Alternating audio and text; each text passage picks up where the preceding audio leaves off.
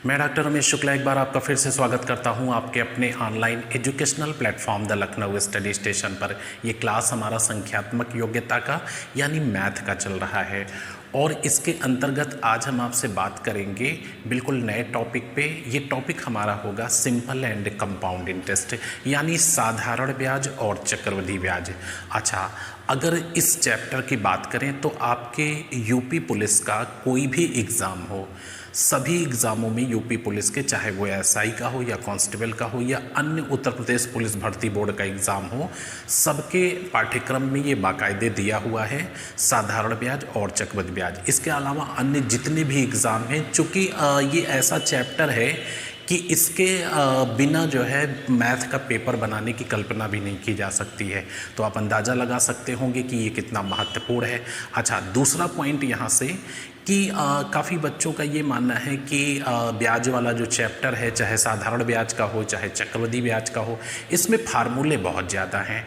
तो मैं आपको यकीन दिलाता हूँ कि आप प्रॉपर वे में पढ़िए और जितने भी वीडियो लेक्चर मैं आपको उपलब्ध करा रहा हूँ, मेरे ख्याल से 10 से 12 के बीच में होंगे, मिनिमम 10 होंगे, मैक्सिमम 12-13 तक भी हो सकते हैं। तो इन 10 से 12 वीडियो लेक्चर्स में आप क्रम में देखिएगा, एक एक करके देखिएगा।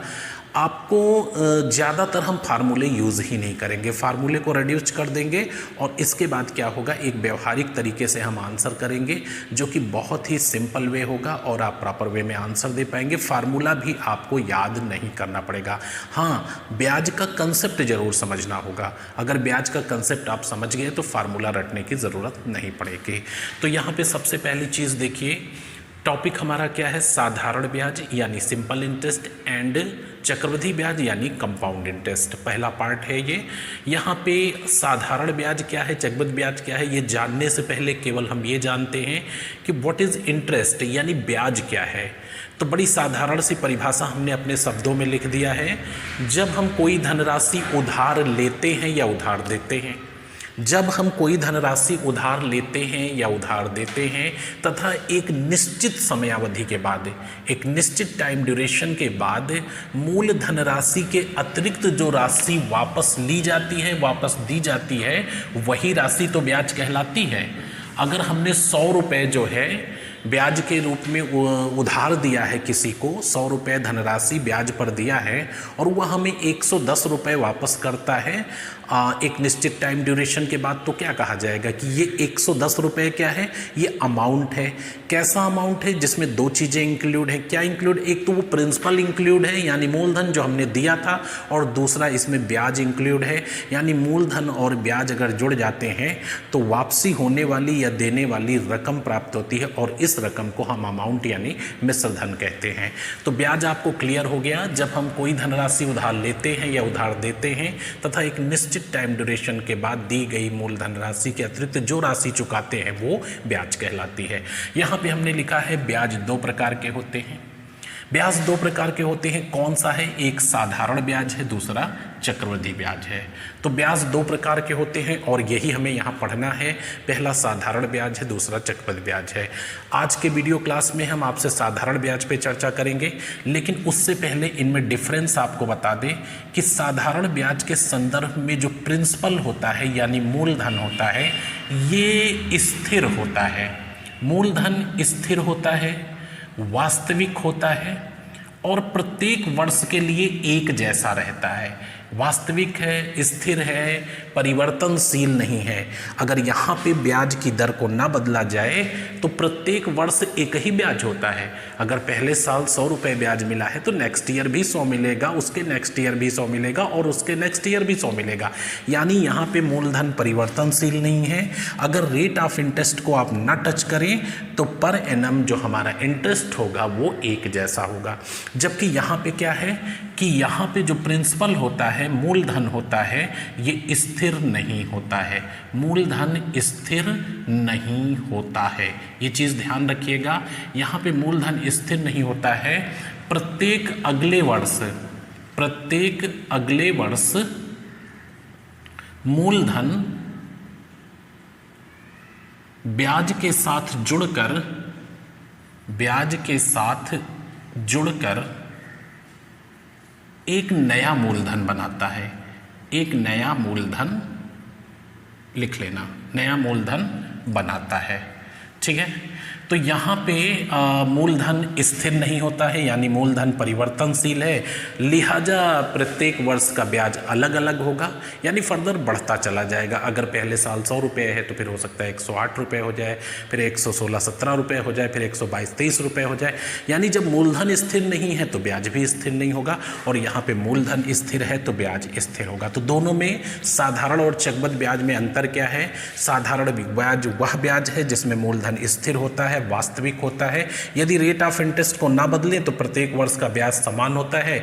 जबकि चक्रवृद्धि ब्याज में क्या होता है कि मूलधन स्थिर नहीं होता है, इसमें जो फर्स्ट ईयर का ब्याज होता है वो प्रिंसिपल में जुड़ जाता है और नेक्स्ट ईयर के लिए एक नया प्रिंसिपल जनरेट कर देता है, लिहाजा जो है ब्याज में अंतर आता चला जाता है। एक चीज यहाँ पे फर्स्ट ईयर यानी पहले साल, अगर फर्स्ट ईयर की हम बात करें, पहले साल की करें, तो सीआई और एसआई का जो डिफरेंस होता है वो 0 रुपये होता है। क्यों? क्योंकि पहले साल का चाहे कंपाउंड इंटरेस्ट हो या सिंपल इंटरेस्ट हो, पर्टिकुलर एक ही राशि पर एक ही दर से एक जैसा होता है, यानी फर्स्ट ईयर सीआई और एसआई में कोई अंतर नहीं होता है। इनके बीच जो डिफरेंस होता है 0 होता है। तो अंतर आना कब से शुरू होता है? अंतर आना शुरू होता है नेक्स्ट ईयर से। क्यों? क्योंकि नेक्स्ट ईयर जो है साधारण ब्याज में मूलधन तो एज इट इज रहता है, लेकिन चक्रवृद्धि ब्याज में मूलधन जो है एक नया जनरेट हो जाता है। रीजन क्या है कि फर्स्ट ईयर का ब्याज मूलधन में जुड़ जाता है। तो ये बेसिक यहाँ पे दोनों में अंतर है और इस चीज को समझ करके चलिएगा। अब एक पॉइंट जो बहुत ही महत्वपूर्ण है, ब्याज, यानी ब्याज को प्रभावित करने वाले कारक कौन से हैं? ब्याज को प्रभावित करने वाले कारक कौन से हैं? तो दुनिया में सिर्फ 3 कारक बने हुए हैं, यानी 3 ऐसे तत्व हैं जो ब्याज को प्रभावित कर सकते हैं, चौथा कोई तत्व नहीं है। अगर आपसे पूछा जाए कि ब्याज को प्रभावित करने वाले कारक कौन कौन से हैं, कौन कौन से तत्व हैं जो ब्याज को प्रभावित करते हैं, तो आपका जवाब होगा कि ब्याज को मूलधन प्रभावित करता है, यानी प्रिंसिपल। ब्याज को ब्याज की दर प्रभावित करती है, रेट ऑफ इंटरेस्ट ब्याज की दर प्रभावित करती है, और समय प्रभावित करता है। इसके अलावा कुछ भी नहीं है जो ब्याज को प्रभावित करता हो। तो ब्याज को प्रभावित करने वाले 3 कारक हैं, मूलधन, ब्याज की दर और समय। अगर मूलधन ज़्यादा होगा तो हमें ब्याज ज़्यादा मिलेगा, मूलधन कम होगा ब्याज कम मिलेगा। मूलधन को आपने 20% कम कर दिया है, हमें ब्याज 20% कम मिलेगा। मूलधन को 20% बढ़ा दिया, हमें 20% ब्याज ज़्यादा मिलेगा। जबकि रेट ऑफ इंटरेस्ट और टाइम को हम नहीं टच कर रहे हैं।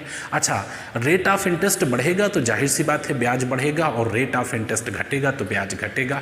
टाइम ड्यूरेशन बढ़ेगा तो ब्याज बढ़ेगा, और टाइम ड्यूरेशन घटेगा तो ब्याज घटेगा। तो ब्याज को प्रभावित करने वाले 3 एलिमेंट्स हैं, rate of interest, time and principal. इन चीज़ों को ध्यान रखिएगा। अब इन पॉइंटों पे हम आपसे एक एक करके बात करते हैं और आप इनको ध्यान से देखिएगा। अगर इन चीज़ों पे आपने कमांड कर लिया तो यकीन मानिए कि आपको ये साधारण ब्याज हो या चक्रवृद्धि ब्याज का, आपको फार्मूले के पीछे नहीं भागना होगा। अब आपसे हम बात करेंगे कि मूलधन क्या होता है, समय क्या होता है, मिश्रधन क्या होता है, और आपस में इनके किस तरह से संबंध होते हैं। और अगर ये संबंध, ये रिलेशन आपको क्लियर हो जाते हैं तो आप यकीन माने आपको कोई भी फार्मूला पढ़ने की ज़रूरत नहीं है और फ्लेक्सिबल होके आप काम करेंगे। जैसी सिचुएशन होगी उसके हिसाब से चलेंगे। तो ब्याज को प्रभावित करने वाले 3 कारक थे। सबसे पहला है मूलधन। मूलधन जिसको हम शॉर्ट में P लिख लेते हैं, यानी ये प्रिंसिपल है। मूलधन होता क्या है? ये है वह धन है, ये है वह धन है जो हम उधार लेते हैं या उधार देते हैं, या उधार देते हैं, उधार देते हैं। मूलधन क्या है, प्रिंसिपल क्या है? यह वह धन है जो हम उधार लेते हैं या उधार देते हैं। अच्छा, साधारण ब्याज के संदर्भ में परिवर्तनशील नहीं है। आप यहाँ पे लिख लो, साधारण ब्याज के संदर्भ में परिवर्तनशील नहीं है, यानी चेंजेबल नहीं है, परिवर्तनशील नहीं है। बड़ा इंटरेस्टिंग पॉइंट है, ध्यान रखिएगा। मूलधन वह धन है जो हम उधार लेते हैं या किसी को उधार देते हैं, और साधारण ब्याज के संदर्भ में ये परिवर्तनशील नहीं है। अगर रेट ऑफ इंटरेस्ट को आपने नहीं बदला तो प्रत्येक वर्ष ब्याज की राशि जो है वो एक जैसी होगी। अगला पॉइंट है यहाँ पे कि मिश्र धन क्या होता है। मिश्र धन, मूलधन के बाद एक शब्द आता है मिश्र धन। तो मिश्र धन को हम अमाउंट कहते हैं, इसको हम ए से प्रेजेंट कर लेते हैं। और यहाँ पे जो मिश्र धन होता है इसमें दो चीज़ें इंक्लूड होती हैं। ब्याज की और मूलधन की डेफिनेशन देख ही चुके हैं, तो डेफिनेशन देखने की ज़रूरत नहीं है। अगर मूलधन और प्लस ब्याज अगर ये मिला करके आप किसी को वापस कर रहे हैं तो क्या कहा जाएगा कि मिश्र धन है ये, यानी अमाउंट है। तो मिश्र धन क्या होता है, मूलधन में ब्याज यानी जो राशि आपने उधार ली है उसके अतिरिक्त जो ब्याज की राशि को इंक्लूड करके आप किसी को रिटर्न कर रहे हैं या किसी से रिटर्न ले रहे हैं, उसको हम क्या कहते हैं, अमाउंट यानी मिश्र धन कहते हैं। अब इन तीनों चीज़ों में से कोई भी दो चीज़ें मालूम होंगी, तीसरी फाइंड आउट हो जाएगी। देखिए मिश्र धन नहीं मालूम था तो मूलधन और ब्याज मालूम था, जोड़ दिया तो मिश्र धन मिल गया। बाय द वे अगर आपसे कोई कहे इनमें से दो चीज़ें मालूम है लेकिन मूलधन नहीं मालूम है, तो मूलधन जो हो जाएगा वो मिश्र धन से ब्याज घटा दीजिए, मिश्र धन से आप ब्याज को घटा दीजिए तो क्या मिल जाएगा, मूलधन आपको मिल जाएगा। और अगर यहाँ पे बाय द वे मिश्र धन मूलधन मालूम है तो फिर क्या मिल जाएगा, आपको ब्याज मिल जाएगा। तो मिश्र धन, अगर हम मिश्र धन से मूलधन घटा दें तब क्या बच जाएगा, मिश्र धन से जब मूलधन हम घटा देंगे तो हमें ब्याज बच जाएगा। तो यहाँ पे अगर तीनों में से कोई भी दो चीज़ें मालूम होगी, तीसरी आप फाइंड आउट कर लेंगे। देखिए amount equal to principal plus interest, principal equal to amount minus interest and interest equal to amount minus principal. तो कोई भी आपको दो चीज़ें मालूम है, तीसरी चीज़ को यहाँ पे फाइंड आउट कर लेते हैं। अब आपको कुछ पॉइंट में और नोट कराता हूँ, यहाँ पे लिखवा रहा हूँ, चूँकि मेरे पास जो सुविधा है वो टेक्निकल सुविधा ज़्यादा नहीं है तो इसलिए पॉज करके हमें लिखना पड़ता है ताकि समय आपका बर्बाद ना हो। तो मैं कुछ पॉइंट यहाँ पे लिख रहा हूँ, आइए उन्हें देखते हैं। ये एक कंसेप्ट हमने आपके सामने और उसका एक उदाहरण लिखा है। ये इंट्रोडक्शन आपका करा रहा हूँ साधारण ब्याज से, आगे बहुत ही अच्छे तरीके बताएंगे जिससे हर कोई जिसे कभी नहीं समझ में आया उसको भी आ जाएगा। आप इसी सवाल को देखिए और कॉन्फिडेंट होइए कि हाँ हम कर लेंगे। साधारण ब्याज के संदर्भ में, चूँकि साधारण ब्याज पढ़ रहे हैं, इसके बाद जो है 2-3 वीडियो के बाद चक्रवृद्धि ब्याज पढ़ेंगे और फिर साधारण और चक्रवृद्धि के कंबाइंड जो सवाल होते हैं दोनों को मिला करके उनको देखेंगे।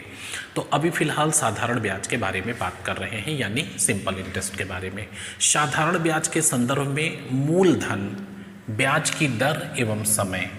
साधारण ब्याज के संदर्भ में मूलधन, ब्याज की दर यानी rate of interest and time, यही 3 कारक हैं जो ब्याज को प्रभावित करते हैं, चौथा कोई कारक नहीं है। तो साधारण ब्याज के संदर्भ में मूलधन, ब्याज की दर एवं समय, तीनों में से किसी दो को स्थिर रखते हुए, तीनों में से 1, 2, 3, तीनों में से किसी दो को स्थिर रखते हुए, मतलब दो को ना छेड़ा जाए, जैसा था वैसा ही रहने दिया जाए।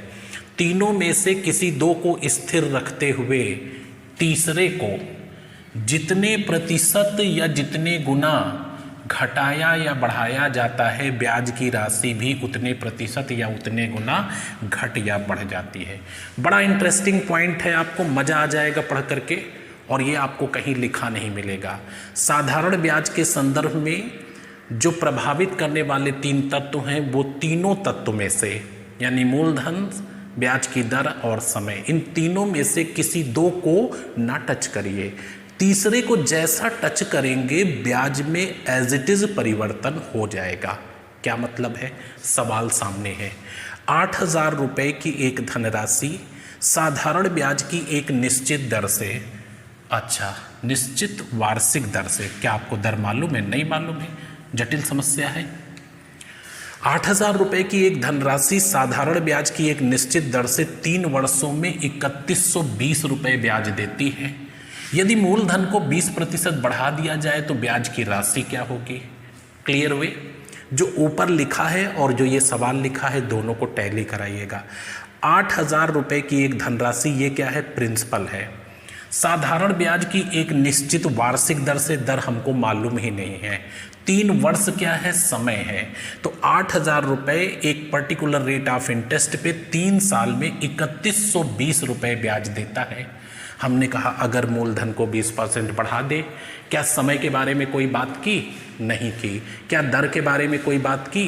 नहीं की। तो दर और समय क्या हो गया, स्थिर हो गया, उसके बारे में हमने कोई बात ही नहीं की, उसको हम छेड़ ही नहीं रहे, जो था वो आज भी वही है।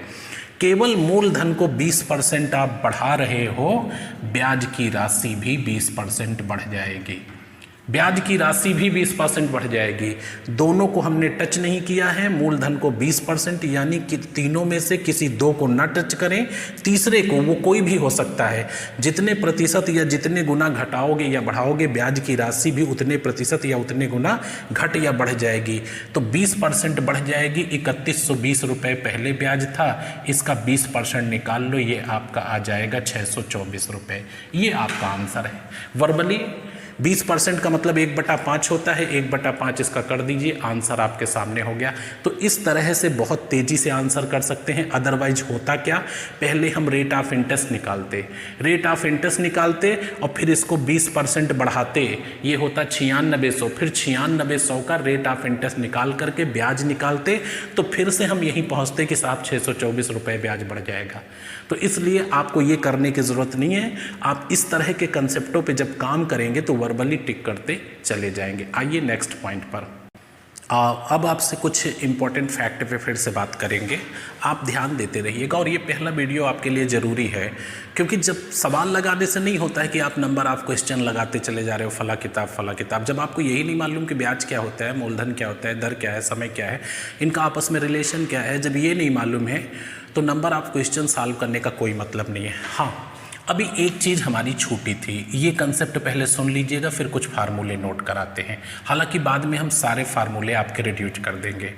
तो 2 बातें यहाँ पे करते हैं, यहाँ फार्मूले नोट कराते हैं, यहाँ पहले कंसेप्ट सुनिए। ब्याज के संदर्भ में समय, ठीक है, टाइम, इसका बहुत बड़ा रोल है, टाइम का बहुत बड़ा रोल है समय का, और ये सीधा ब्याज को प्रभावित करता है, ठीक है। उन 3 तत्वों में से एक महत्वपूर्ण तत्व है टाइम।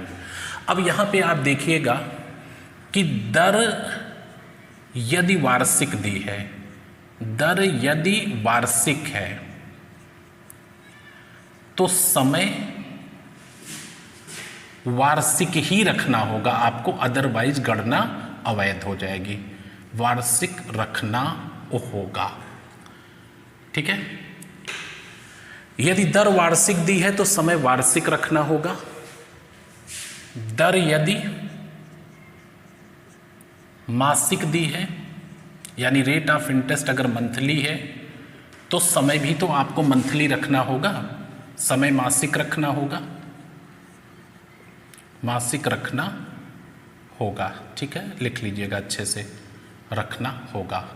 तो सिर्फ यहाँ हमारा कहने का मतलब ये है कि रेट ऑफ इंटरेस्ट की यूनिट क्या है। रेट ऑफ इंटरेस्ट एनुअल है, मंथली है या दैनिक है, तो उसी के अकॉर्डिंग समय भी तो आपका एनुअल, मंथली या दैनिक होगा। तो अगर ब्याज की दर वार्षिक तो समय वार्षिक होगा, ब्याज की दर मासिक तो समय मासिक होगा, और ब्याज की दर अगर दैनिक है तो समय दैनिक होगा। अब यहाँ पे वर्ष को, वर्ष गुणे अगर 12 करोगे तो माह निकलेगा, वर्ष गुणे 12 करोगे तो माह निकलेगा, और यहाँ पे अगर माह बटे 12 करोगे तो फिर वर्ष निकलेगा। माह बटे अगर 12 करोगे तो वर्ष निकलेगा। जैसे आपसे ये कह दिया गया कि 15% वार्षिक दर से, राइट, इनको नोट कर लीजिएगा, वार्षिक दर से 15% वार्षिक दर से 8 माह का साधारण ब्याज, 8 माह का साधारण ब्याज। तो आप यूनिटों को एक फॉर्मेट में लाइए ना, 15 गुणे 8 करोगे तो गलत हो जाएगा। या तो इसको मंथली करिए तब आप 8 रख सकते हो, नो प्रॉब्लम, और या तो इसको इनवल करिए तब आप 15 रख सकते हो। दोनों बातें हैं, दोनों को आप 12 से भाग दो। अरे भाई मंथली है तो इनवल करना चाह रहे हो देखते हैं क्या होता है। 8 को 12 से भाग दोगे 8/12 और 8/12 4 दूनी 8 और 4 तिहाई 12, 2/3 वर्ष हो गया। रख दो उठा करके, कोई प्रॉब्लम नहीं है, 2/3 वर्ष हो गया। और इसी तरह से अगर 8 माह रखना चाहते हो तो इसे 12 से डिवाइड कर दो, जो भी आएगा 1 कुछ आएगा वो रेट ऑफ इंटरेस्ट हो जाएगा मंथली। तो यूनिट जब तक एक फॉर्मेट में नहीं होंगी गणना अवैध हो जाएगी, ब्याज की राशि गलत आएगी। तो इस चीज़ को वॉच करिएगा, बहुत सारे लोग यहाँ पे गलती करते हैं। तो टाइम जिस यूनिट में होगा उसी यूनिट में लेकर के चलिएगा। अब यहाँ पे अगला पॉइंट बात करते हैं कि साधारण ब्याज किसके समतुल्य होता है। तो साधारण ब्याज ये बराबर होता है किसके, मूलधन। अगर आपसे कोई पूछे कि साधारण ब्याज किसके बराबर होता है तो मूलधन गुणे ब्याज की दर और गुणे समय बटा 100 इसका हिस्सा नहीं होता है। साधारण ब्याज बराबर होता है मूलधन गुणे दर गुणे समय। अब चूंकि दर प्रतिशत में होती है, दर हमेशा प्रतिशत में होती है और प्रतिशत एक ऐसा फ्रैक्शन है यानी भिन्न है जिसका हर 100 होता है। डिनोमिनेटर जिसका हर क्या होता है, 100 होता है। लिहाजा इसका साधारण ब्याज का फार्मूला क्या बन जाता है, साधारण ब्याज यानी simple interest equal to P into R into T upon 100 यानी PRT अपॉन 100 यानी principal into rate of interest into time upon 100। Reason क्या है, रेट ऑफ इंटरेस्ट हमेशा परसेंटेज में होता है। एग्जाम्पल के लिए देखिए, अगर आपसे कहा 5% दर है तो आप क्या करोगे, 5 और नीचे 100 रखोगे। जैसे ही ये प्रतिशत का सिंबल हटेगा नीचे 100 आ जाएगा, क्योंकि प्रतिशत वह भिन्न है जिसका हर 100 होता है। तो ये चीज़ वाच करके चलिएगा। और ब्याज की गणना हमेशा 100 रुपये पर किया जाता है, ये सैकड़ा ही चलता है। और ऐसा क्यों है, क्योंकि रेट ऑफ इंटरेस्ट हमारा परसेंटेज में होता है और परसेंटेज वो फ्रैक्शन है जिसका हर 100 होता है। तो अगर आपको साधारण ब्याज निकालना है तो मूलधन गुणे दर गुणे समय बटे 100। अब यहाँ पे ये 3 चीज़ें हैं, इन 3 चीज़ों में से कोई भी 2 ना मालूम हो, कोई भी 2 मालूम हो, 1 ना मालूम हो। 3 चीज़ें हैं, principal, rate of interest, time. अगर इनमें से कोई भी 2 चीज़ें मालूम हो, 1 ना मालूम हो और ये दोनों मालूम हो तो हम फाइंड आउट कर सकते हैं। कैसे, प्रिंसिपल इक्वल टू, शॉर्ट में लिख रहा हूँ, सिंपल इंटरेस्ट इंटू 100 बटे RT, rate of interest and time. ठीक है, लिख लीजिएगा। मूलधन बराबर साधारण ब्याज गुणे 100 बटे दर गुणे समय। आप अपने पास अपनी तरीके से लिख लो, हमने चार्ट में लिखा है मूलधन बराबर ब्याज गुणे 100 बटे दर इंटू समय। अच्छा, फिर हमने कहा नहीं, हमें रेट ऑफ इंटरेस्ट निकालना है, R निकालना है, तो ब्याज गुणे 100 तो ऊपर ही होगा, ये नहीं चेंज होगा। नीचे आ जाएगा प्रिंसिपल और टाइम, ये हो गया। तो इसको लिखो, दर बराबर ब्याज गुणे 100 बटे मूलधन गुणे समय। दर बराबर ब्याज गुणे 100 बटे मूलधन गुणे समय, इसको नोट कर लो। फिर हमने कहा नहीं, हमें तो टाइम निकालना है, तो टाइम निकालना है तो साधारण ब्याज गुणे 100 तो ऊपर होगा ही होगा, नीचे आपका हो जाएगा R और P और R यानी प्रिंसिपल और rate of interest, P into R यानी मूलधन गुणे दर हो जाएगा। तो यहाँ से टाइम फाइंड आउट कर सकते हैं। ये आपके 4 फार्मूले लिखे हुए हैं। अगर साधारण ब्याज बराबर पूछा जाए तो मूलधन गुणे दर गुणे समय बटा 100, और अगर पूछा जाए कि मूलधन क्या है तो ब्याज गुणे 100 बटे दर गुणे समय, और अगर दर पूछा जाए तो ब्याज गुणे 100 बटे मूलधन गुणे समय, और अगर समय पूछा जाए तो ब्याज गुणे 100 बटे मूलधन इंटू दर। ये बेसिक फार्मूले हैं, आप इनको नोट करिए, हमें इसकी ज़रूरत नहीं है। हम आगे आपको आपको बहुत ही इंटरेस्टिंग तरीका बताने जा रहे हैं जिससे ये सारे के सारे फार्मूले रिड्यूस कर देंगे। इन सिंगल फार्मूले की ज़रूरत नहीं पड़ेगी। अच्छा, बहुत सारे ऐसे कंसेप्ट अभी हैं जो हम आपको सवाल के साथ चर्चा करेंगे, फिर एक एक दो दो उदाहरण बताएंगे और ऐसे सवालों को आप बहुत ही तेज़ी से करते चले जाएंगे। हाँ, नोट्स आप इस तरह से बनाइएगा कि आपको खुद से कन्फ्यूज़न ना हो। आप ऐसे लिखिएगा कि ऐसे प्रश्नों को at a time examination hall में ऐसे करेंगे, ऐसे प्रश्नों को ऐसे करेंगे, ये वो वाला प्रश्न है, ये वो वाला, यानी कॉन्फिडेंस लेवल बढ़ता जाए। और सीआई और एसआई कंप्लीट हुआ तो इसका मतलब 2 सवाल कंप्लीट हो गए आपके। तो इस तरह से कलेक्शन को एक एक करके बढ़ाइए। अब आइए कुछ सवाल देखते हैं। ये आपके सामने कुछ सवाल लिखे हुए हैं और यहाँ पे हमने ऑप्शन नहीं दिया, बल्कि एक एक एग्जाम्पल में 2 2 और 3 सवाल पूछे हैं। तो चूंकि यहाँ पे हम सीख रहे हैं, ऑप्शन की कोई ज़रूरत नहीं है। और इन सवालों को करने के लिए हम आपको बेहतर तरीका बताते हैं, जिससे हमें होगा क्या। जैसे ये सवाल नीचे लिखा हुआ है, साधारण ब्याज की 8 सही 2/3% वार्षिक ब्याज की दर से एक धनराशि का 3 वर्ष का साधारण ब्याज धनराशि से 2220 रुपये कम है। तो पहली चीज़, इनकी जो कुछ मैथ की किताबें जो आती हैं आजकल जिनमें ट्रिक लिखी हुई है वो मौके पे याद नहीं आती है। और दूसरी चीज़ है, अगर इसको ट्रेडिशनल मेथड से करोगे तो टाइम टेकर है। तो इन सब चीज़ों को हम अवॉइड करते हैं। और ये आपका मिश्रधन निकालने का है तो कुछ फार्मूले वगैरह हैं इसके, लेकिन ज़रूरत नहीं है। यानी इन सवालों के लिए हमें किसी भी विशेष फार्मूले या विशेष तरीके की ज़रूरत नहीं है, क्योंकि हम जानते हैं कि साधारण ब्याज क्या है। और जब यही जानते हैं कि साधारण ब्याज क्या है तो फिर फार्मूले की क्या ज़रूरत है। आप ध्यान से सुनिए, यदि हमें रेट ऑफ इंटरेस्ट और टाइम मालूम हो, रेट ऑफ इंटरेस्ट और टाइम मालूम हो तो तुलना करने के लिए मूलधन, ब्याज एवं मिश्रधन में हम एक रेशियो जनरेट कर सकते हैं और उन्हीं रेशियो के सहारे से हम अपने कोई भी आंसर कर सकते हैं। कैसे?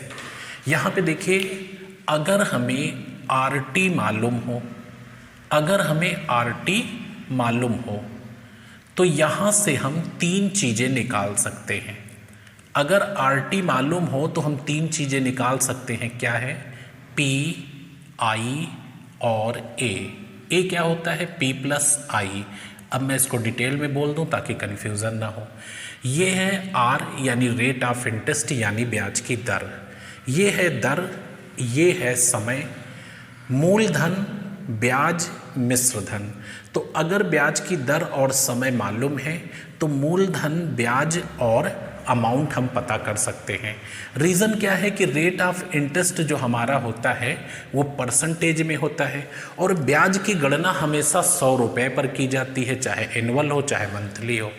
तो पहला सवाल आप देखिए, रेट ऑफ इंटरेस्ट क्या है? 5% और टाइम क्या है?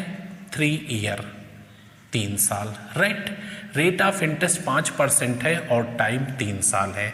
अब ध्यान से सुनिएगा, ब्याज की गणना 100 रुपये पर की जाती है तो यहाँ पे 100 लिख लेता हूँ। साधारण ब्याज के संदर्भ में मूलधन परिवर्तनशील नहीं है, साधारण ब्याज के संदर्भ में मूलधन परिवर्तनशील नहीं है। ब्याज की दर को हमने बदला नहीं तो प्रत्येक साल के लिए ब्याज इक्वल होगा, यानी 5 × 3 15 रुपये ब्याज होगा। ब्याज क्या हो जाएगा? 15 रुपये। और मूलधन में ब्याज मिल गया तो इधर क्या हो जाएगा? 115 रुपये। यानी 100, 15 और 115, इन तीनों में से ये क्या है? Principal, interest and amount. इन तीनों में से दिया क्या है आपके सवाल में? आपके सवाल में ब्याज दिया है। जो दिया है उसको नीचे लिख लो। कितना है ब्याज? 15। अब यदि पूछता है कि बताओ मूलधन क्या है तो गुणे 100 कर दो, आ जाएगा 15 × 1 = 15 और 15 × 7 = 105, 1700 रुपये मूलधन है। ये आपका आंसर हो गया। तो इसका आंसर नोट कर लेना, इसका 1700। आप नोट्स बनाओ, लिख लेना उसमें। दूसरा हमने पूछा मिश्रधन क्या है, तो दिया है 15। जो दिया है वो हमेशा नीचे होता है, जो चाहिए वो ऊपर। आपको 115 निकालना है, नो प्रॉब्लम। फिर हम काट देते हैं 15 × 1 = 15 और 10 115 7 105। फिर हम 17 से गुणा कर देते हैं। 17 से देखो, इसको गुणा करके लिख लो। 17 × 5 = 85 के 5 हो गया अलग लिख दे, नहीं कंफ्यूज हो जाओ, ठीक है। यहाँ देख लो, लिख लेते हैं 115 गुणे 17, तो 17 पचे 85 का 5 हो गया और कैरी हुआ 8, 17 एकम 17 और 8 हो गया 25 के फिर से 5 हो गया, कैरी हुआ 2, 17 एकम 17 और 18 और 19, 1955 रुपये अमाउंट हो गया। तो मिश्रधन आपका 1955 हो गया, मूलधन 1700 हो गया। और बाय द वे मिश्रधन पूछता तो ब्याज तो दिया ही था, 1700 में उठा के जोड़ देते तो 1955 हो गया। ये तो सरल वाला सवाल था। इसका तो फार्मूला अभी हमने आपको लिखाया ही था कि अगर आपको मूलधन निकालना है तो मूलधन बराबर ब्याज गुणे 100/10 इंटू समय आ जाता तुरंत। लेकिन इसका फार्मूला मैंने नहीं लिखाया, और इसका आप देखिए उससे भी जटिल है। लेकिन इन तीनों में ये चीज़ें बिल्कुल अप्लाई होंगी, कोई कन्फ्यूज़न नहीं होगा। यहाँ देखिए हम क्या करते हैं, इसको बिगाड़ देते हैं, ठीक है। RT और PIA लिखा रहने देते हैं, इसको केवल हटा देते हैं, इतना। फिर से देखिए आप, सवाल आपका है ये दूसरा वाला, ठीक है। बहुत धैर्य के साथ देखिएगा। साधारण ब्याज की 12% वार्षिक दर से 3 वर्षों में। अच्छा, वैसे तो मैं लिखने के लिए दिखा रहा हूँ, नहीं तो 12 तिहाई 36, 136, 136 हो गया, ठीक है। समझ रहे होंगे, 12 तिहाई 36, 136, 136, तो ये हो गया 100 रुपये। और ये सीधा लिख लेता हूँ, 12 तिहाई 36, दोनों जुड़ के कितना हो जाएगा 136। This is amount and interest and principal. क्या दिया है इसमें से? इसमें से दिया है 3 वर्षों में 3400 रुपये हो जाती है। एक धनराशि 3 वर्षों में 3400 रुपये हो जाती है, मतलब ये मिश्रधन दिया है, ब्याज जुड़ा हुआ है। 3 साल का समय लेकर 3400 हो गई है, इसका मतलब धनराशि कम थी। तो ये 3400 क्या है? मिश्रधन है, अमाउंट है। आपका अमाउंट क्या है? 136। अब आपसे हमने क्या पूछा? मूलधन बताओ, तो 100 रख लो ऊपर, इंटू 100। देखिए क्या आएगा, 4 से काट दो, 4 तिहाई 12, 1 बच गया, 4 चौक 16, 4 से इधर काट दो 25 और 34 इकन्नम 34, 2500 रुपये। ये प्रिंसिपल आपका आ गया। और बाई द वे अगर पूछा होता कि ब्याज बताओ क्या है, तो फिर ये 3400 तो 136 आपका था ही, ये मिश्रधन है, ये मिश्रधन है, बोथ आर इक्वल, तो 136 नीचे आ जाएगा। आपसे पूछा ब्याज क्या है, तो यहाँ 36 रख लो। फिर कैलकुलेट कर देते हैं, कितना हो जाएगा। देखिए 4 तिहाई 12, 4 चौक 16, 4 से काट दो, ये 9 हो गया, 34 इकन्नम 34 हो गया, 900 रुपये आ गया ब्याज यहाँ पे। है इंटरेस्टिंग। RT मालूम है, PIA जनरेट कर दिया। और कैसे? कहीं भी आप कहें 15% की दर से 5 साल में। अच्छा, 100, 15 पचे 75, 175, 175, 175, जो दिया है उसको नीचे रखो, जो पूछा जा रहा है उसको ऊपर रखो। मतलब कोई भी फार्मूला पढ़ने की ज़रूरत नहीं है। अगला सवाल देखिए, इसमें फिर हम आपसे उसी तरह से बात करेंगे। और RT दिया है तो PIA जनरेट करेंगे, और जनरेट करेंगे तुरंत आंसर देंगे। ये सारे क्वेश्चन वर्बली होते हैं, बशर्ते आप एक बार इस पे कमांड कर लो। एक धनराशि की 8 सही 2/3% वार्षिक दर से, नो प्रॉब्लम। 8 सही 2/3%, समय 3 ईयर, ठीक है, 3 ईयर हो गया। अभी क्या करेंगे? 100 रुपये, क्योंकि 100 पर ही हम ब्याज की गणना। 8 त्रिक 24, 25, 26/3 हो जाएगा। चेक करो इसको, 8 3 अठे 24, 25, 26/3। 1 साल का ब्याज 26/3 है। 3 साल का क्या होगा? 3 3 कट जाएगा, 26 बचेगा। इधर कितना हो गया? 126, यानी 100, 26, 126। साफ साफ लिख लो अगर काट के लिखना चाहते हो। 100, 26, 126। देखिए ये उतार दिया नीचे। ये क्या है? मूलधन है। ये क्या है? ब्याज है। ये क्या है? मिश्रधन है। मालूम क्या था? RT मालूम था। अच्छा, अब यहाँ पे हमने 3 चीज़ें पूछी हैं। धनराशि क्या है, ब्याज की राशि क्या है, मिश्रधन क्या है। ध्यान से देखिएगा, साधारण ब्याज धनराशि से 2220 रुपये कम है। बड़ा गजब का सवाल है। साधारण ब्याज की 8 सही 2/3% वार्षिक ब्याज की दर से एक धनराशि का 3 वर्ष का साधारण ब्याज। मालूम नहीं क्या है साधारण ब्याज, लेकिन इतना पता है कि धनराशि से 2220 रुपये कम है। अच्छा, साधारण ब्याज धनराशि से कितना कम है? 74 कम है। साधारण ब्याज ये है और धनराशि ये है, तो साधारण ब्याज धनराशि से कितना कम है? 74 कम है, और आप कह रहे हो 222 कम है, तो 222 0/74 यानी जो दिया है वो नीचे बिल्कुल क्लियर रखिएगा। साधारण ब्याज धनराशि से 2220 रुपये कम है और साधारण ब्याज धनराशि से 74 रुपये कम है। तो दिया है 74, अब धनराशि निकालनी है तो यहाँ 100 रख दो। देखिए कितनी बार कट जाएगा, 7 त्रिक 21, 210 हो गया, और 4 तिहाई 12, 12 जोड़ दीजिए तो 222 हो गया। 3 बार पूरा कट रहा है, 30 हो गया। ये राशि है 3000 रुपये, 3000 रुपये। बहुत बढ़िया सा आंसर है, 3000 रुपये। बाय द वे अगर आपसे ये पूछ लेते कि बताइए ब्याज की राशि क्या है, तो 26 यहाँ रख देते। कितनी बार कट गया? 3 बार कट गया, और 26 गुणे 3 कर दो, देखो कितना आएगा, 0 हो गया, तिछंग 18 के 8 हो गया, कैरी 1 हुआ, 3 दूनी 6, 1 7, 780 रुपये हो गया। तो 780 रुपये ब्याज हो गया, 3000 मूलधन हो गया, और बाई द वे मिश्रधन पूछता तो क्या करते? तो 2220 तो आपका 74 है ही है, आपको चाहिए 126, फिर ये 3 बार कट जाएगा, 30 हो गया, 126 गुणे 30 कर दो, कितना आ जाएगा? देखिए 0, तिछंग 18 के 8, कैरी हुआ 1, 3 दूनी 6, 1 7, और 3 एकम 3, 3780 रुपये। यानी ना तो हमें मूलधन मालूम था, ना ब्याज की राशि मालूम थी, ना मिश्रधन मालूम था, सब फाइंड आउट कर दिया। क्या मालूम था? आरटी मालूम था। तो अगर आरटी मालूम हो तो PIA जनरेट कर सकते हैं और बहुत तेजी से आंसर कर सकते हैं। तो इस क्लास में यहीं तक। जो अगला क्लास होगा उसमें बहुत ही इंटरेस्टिंग और बहुत ही व्यवहारिक और आसान तरीकों पे चर्चा करेंगे। तो मिलते हैं नेक्स्ट क्लास में, तब तक के लिए शुभकामनाएं, धन्यवाद।